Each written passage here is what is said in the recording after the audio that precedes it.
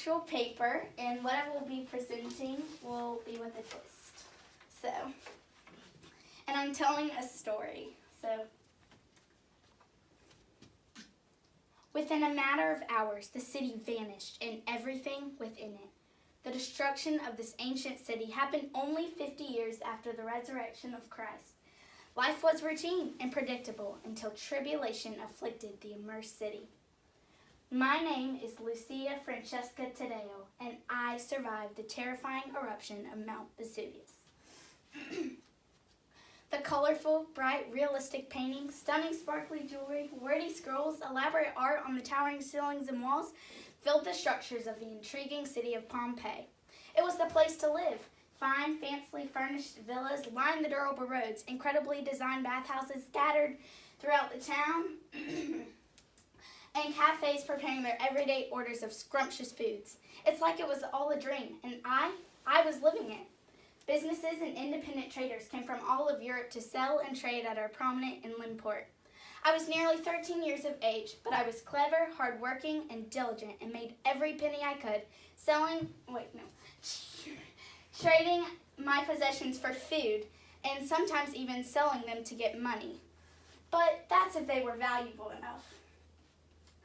I was quite handy around the town. I would help bake loaves of bread and deliver them for Mr. Masha the baker. Then I would read books to the children. And then I would take care of the horses and donkeys, including scooping their manure. But I had help. My 6-year-old brother Nathaniel and I were orphaned when our parents died in a storm while visiting somewhere out of town. Once we found out, we made a covenant to each other never to leave the town unless a serious emergency occurred. At the time, there were over 20,000 citizens in Pompeii. Hundreds of wealthy vacationers came from all over to visit our city and see the stunning view of the surrounding water. Although many of Pompeii's attractions were the fancy villas, scrumptious foods, the exquisite art in the port, there was something else that would catch your attention. It was the colossal amphitheater. This is where ancient gladiator fights took place. These fights were filled with action and fury. This sturdy structure could hold 20,000 people. That's pretty much the whole town. Folks gathered from Italy to watch these gladiator fights. Even though most of us were Romans, it didn't start out that way. Pompeii was founded by the Oscans, who were Greeks. They settled in the 8th century BC.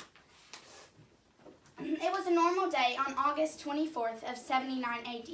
Everyone was simply perfecting their everyday routines. The bakers were baking, the cooks were cooking, the workers were working, and the builders were building. The bartenders were bartending, and the strollers were strolling. The gossips were gossiping, and the managers were managing. And the shoppers were shopping.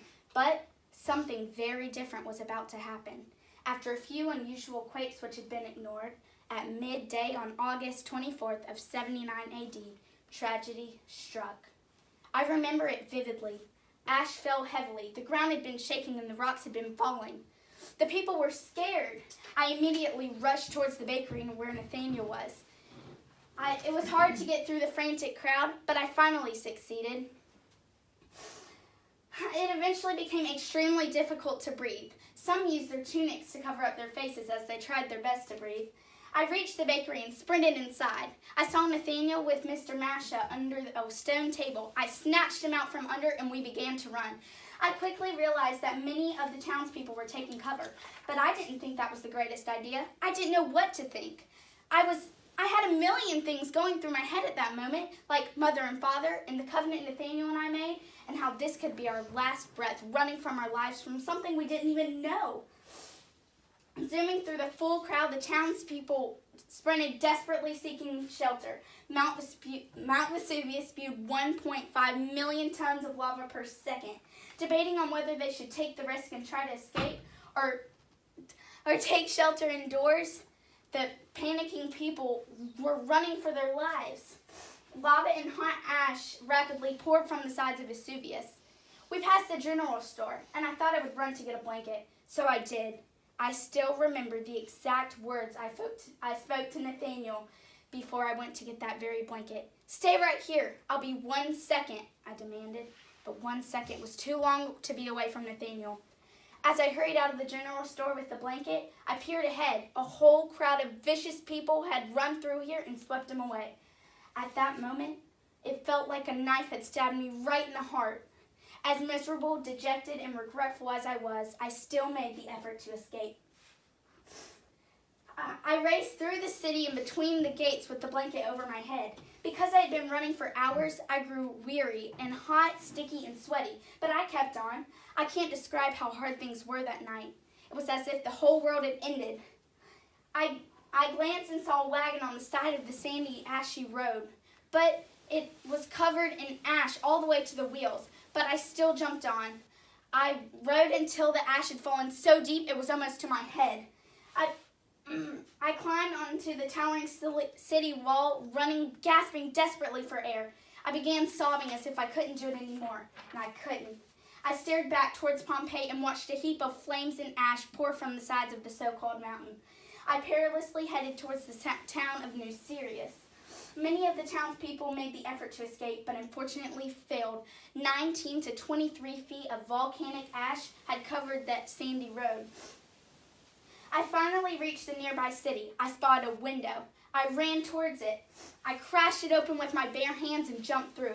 Exhaustedly, I threw the blanket down and collapsed and hit my head on a stone. For 25 hours, Vesuvius continued this devastating eruption.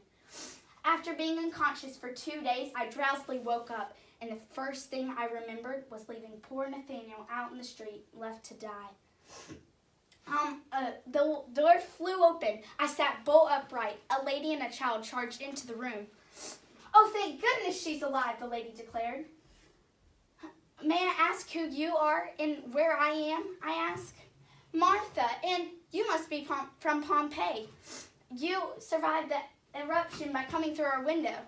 "I guess so," I muttered, unsure of myself. "Oh dear, your head is purple," the lady shouted. My eyes widened. "I should be fine, and I must get going," I assured her. Martha agreed, and I wasn't sure where I was leaving to, but as I walked out the door, I realized that absolutely no remains of Pompeii were left. As much as I miss my brother, I am very blessed to be alive today. Thousands of people lost their lives on that treacherous day, and I survived it. Late in the 16th century, the first remains of Pompeii were discovered, where it did not begin until 1738. Because early digging was irresponsible, many treasure seekers carried away what they found. In 1860, Italian archaeologist Fiorelli was placed in charge of the excavations. He divided Pompeii into 9 regions, giving each city and house a street for documentation. Fiorelli discovered a technique for making molds of the body formed from volcanic ash. His team filled the casts with cement so they wouldn't fall apart. From 1924 to 1969, more excavations continued. By the 1990s, 2/3 of the city had been uncovered. The most well-preserved villa had 2 large gardens and a bath. Sage scholars believe the walls of Pompeii were 2 miles in circumference, holding 163 acres inside. They had a very organized road system, including 7 gates to exit the city. Public baths were scattered throughout the town, and many lovely, luscious, luxurious villas were discovered containing ornate creations and fine mosaics on the towering walls and floors. The discovery of Pompeii reveals social status, religion, and political life, as well as the daily jobs of the ancient world. One of the most fascinating discoveries was a bakery still containing mills, kneading machines, as well as ovens still holding loaves of bread. Incredible, precise art filled the various shops that paint the picture of day-to-day life in the ancient city of Pompeii. Pompeii is remembered as the great city buried under heaps of ash caused by Mount Vesuvius' sudden eruption. Pompeii was a typical Roman city filled with ones in need as ones with great wealth. This devastation struck the town on August 24th of 79 AD, freezing that moment in history. Clearly, the discoveries of Pompeii give people the opportunity to get a glance of what ancient life was in the lost city of Pompeii.